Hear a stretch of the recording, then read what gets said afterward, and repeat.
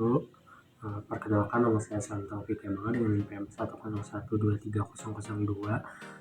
dan rekan saya Isnani Juniawati dengan NPM 101230040. Nah, kali ini saya akan mempresentasikan mengenai aplikasi sistem teknologi komunikasi di fungsi-fungsi organisasi. Nah, materi ini itu merupakan salah satu materi yang ada di mata kuliah Sistem Informasi Manajemen. Sistem informasi itu dapat diterapkan secara internal dan eksternal di sebuah perusahaan itu. Nah, jadi kalau secara internal, sistem informasi itu dapat diterapkan di dalam fungsi-fungsi organisasi atau tingkatan-tingkatan organisasi. Nah, sedangkan secara eksternal itu sistem informasi yang ada itu ditarik keluar, menjangkau ke pelanggannya secara langsung. Jadi kali ini yang akan saya bahas itu sistem informasi yang diterapkan secara internal, karena saya akan menjelaskan tentang sistem informasi yang dapat diterapkan pada fungsi-fungsi organisasi. Nah, jadi konsep sistem informasi itu juga diterapkan ke dalam fungsi-fungsi organisasi itu akan menjadi 5 bagian ya. Yang pertama itu ada fungsi akuntansi menjadi sistem informasi akuntansi atau accounting information system. Lalu yang kedua itu ada fungsi keuangan, itu menjadi sistem informasi keuangan atau financial information system. Lalu yang ketiga itu ada fungsi pemasaran menjadi sistem informasi pemasaran atau marketing information system. Yang keempat itu ada fungsi produksi menjadi sistem informasi produksi atau production information system atau manufacturing information system. Lalu yang kelima itu ada fungsi SDM menjadi sistem informasi sumber daya manusia atau human resource information system. Jadi dalam sebuah sistem informasi yang diterapkan ke dalam fungsi organisasi itu ada sistem pengolahan transaksi. Nah, sistem informasi yang digunakan untuk level operasional ya disebut juga dengan nama SPT atau sistem pengolahan transaksi atau TPS, transaction processing system, itu disebut sistem pengolahan transaksi. Nah, karena sistem ini menangkap transaksi-transaksi bisnis yang terjadi di sebuah perusahaan, itu mencatatnya di dokumen-dokumen dasar, memasukkannya ke dalam sistem informasi dan merekamnya ke dalam bisnis dan data pengolahan menjadi informasi-informasi pencatatan nilai atau source keeping information. Transaksi bisnis itu terjadi di tingkat bawah atau operasional organisasi. Nah, transaksi bisnis ini itu dapat berupa transaksi keuangan dan transaksi non keuangan. Nah, jadi transaksi bisnis keuangan operasional itu ditangani oleh TPS atau sistem informasi akuntansi. Lalu oleh transaksi bisnis non keuangan operasional ditangani oleh TPS masing-masing sistem informasinya, kayak gitu. Nah, jadi sistem informasi manajemen itu dapat digunakan untuk mendukung kegiatan-kegiatan yang ada di fungsi-fungsi bisnis yang meliputi area akuntansi, produksi, pemasaran, keuangan, dan sumber daya manusia. Nah, sistem informasi yang diterapkan di area fungsi-fungsi tersebut itu dinamakan sistem-sistem informasi fungsional atau sistem informasi bisnis. Nah, seperti yang di awal tadi saya jelaskan bahwa fungsi-fungsi sistem informasi yang ada di dalam sebuah organisasi itu terbagi ke dalam 5 bagian ya. Yang pertama itu ada sistem informasi akuntansi atau sering disingkat SIMAK atau SIA. Lalu ada sistem informasi keuangan atau sering disingkat SIMKEU. Lalu ada sistem informasi pemasaran atau sering disingkat SIMPEM. Lalu ada sistem informasi sumber daya manusia atau sering disingkat dengan SIM-SDM. Sistem informasi akuntansi. Jadi sistem informasi akuntansi atau SIMAK dan SIA itu merupakan sebuah sistem informasi yang merekam dan melaporkan transaksi-transaksi yang terjadi di dalam suatu organisasi bisnis, aliran dana dalam organisasi, dan menghasilkan laporan-laporan keuangan. Nah, jadi tujuan dari sistem informasi akuntansi ini itu untuk mendukung operasi-operasi sehari-hari atau to support the day-to-day operation dalam SIA atau sistem informasi akuntansi. Itu mengolah data transaksi itu menjadi informasi yang berguna untuk melakukan kegiatan operasi-operasi sehari-hari yang ada di sebuah perusahaan.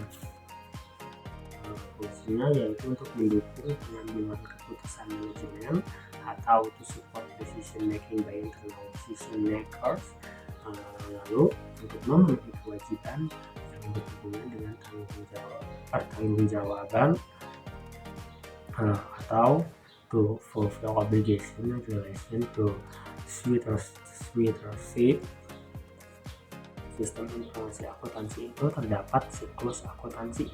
Nah, jadi sistem informasi ini memiliki beberapa sistem bagian atau subsistem ya, yang berupa siklus akuntansi, yaitu ada siklus pendapatan atau revenue cycle, lalu ada siklus pengeluaran kas atau expenditure cycle, lalu ada siklus konversi atau conversion cycle, lalu ada siklus manajemen sumber daya manusia atau human resource management cycle, dan ada siklus buku besar dan pelaporan keuangan atau general ledger and financial reporting cycle. Tentunya ya di dalam akuntansi itu pasti akan berkaitan dengan suatu pencatatan transaksi yang berkaitan dengan pencatatan keuangan dalam sebuah perusahaan. Contohnya di sini ada siklus pendapatan, lalu ada siklus pengeluaran kas, ada siklus konversi, ada siklus sumber daya manusia juga, dan ada siklus buku besar dan pelaporan keuangan tentunya yang pasti akan selalu ada di dalam siklus akuntansi tersebut. Jadi siklus akuntansi ini itu merupakan sebuah prosedur yang juga berfungsi sebagai penghubung atau interface antara fungsi-fungsi di suatu organisasi. Kalau tidak ada siklus akuntansi ini atau sistem informasi akuntansi ini, mungkin di dalam pencatatan organisasi, di dalam pencatatan sebuah bisnis yang ada di suatu organisasi itu mungkin tidak akan berjalan secara lancar ya. Jadi siklus akuntansi ini juga sebagai penghubung atau interface. Siklus akuntansi itu akan membawa output dari suatu fungsi menjadi input ke fungsi lainnya termasuk fungsi akuntansi. Nah, untuk materi selanjutnya itu ada sistem informasi pemasaran yang akan disampaikan oleh rekan saya Isnani Juniawati. Mohon maaf kalau suara saya sedikit serak dikarenakan saya sedang sakit. Sistem informasi pemasaran. Sistem informasi pemasaran atau bisa disebut juga dengan SIMPEM atau Marketing Information System, atau bisa disebut juga dengan MKTIS, adalah sistem informasi yang mendukung perencanaan atau kontrol dan pemrosesan transaksi yang dibutuhkan untuk menyelesaikan aktivitas seperti manajemen penjualan, advertising, dan promosi.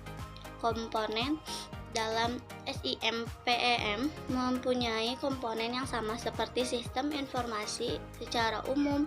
Perbedaannya adalah konteks dan letak dari sistem informasinya. Pada SIMPEM, komponen inputannya adalah inputan data tentang pemasaran.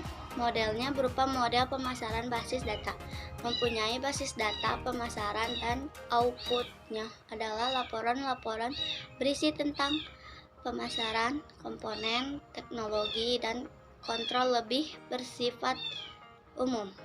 Terdapat lima informasi yang umumnya dibutuhkan oleh manajemen di fungsi pemasaran, yaitu ada produk, ada tempat, ada promosi, ada harganya, dan juga gabungan interaksi. Nah, informasi produksi. Sistem informasi produksi atau SIMPRO adalah sistem informasi yang mendukung perencanaan, kontrol, dan menyelesaikan proses manufaktur. Sistem produksi terdiri dari dua macam, yaitu sistem produksi fisik dan sistem informasinya. Sistem produksi fisik merupakan sistem fisik yang mengendalikan alat-alat produksi, disebut juga sistem pengendalian produksi atau PCS, Production Control System. PCS berada di level operasi. PCS terdiri dari CAD, CAM, robot, dan CIM. Produksi informasi. Produksi menghasilkan informasi kepada manajer-manajer di fungsi produksi. Sistem informasi SDM.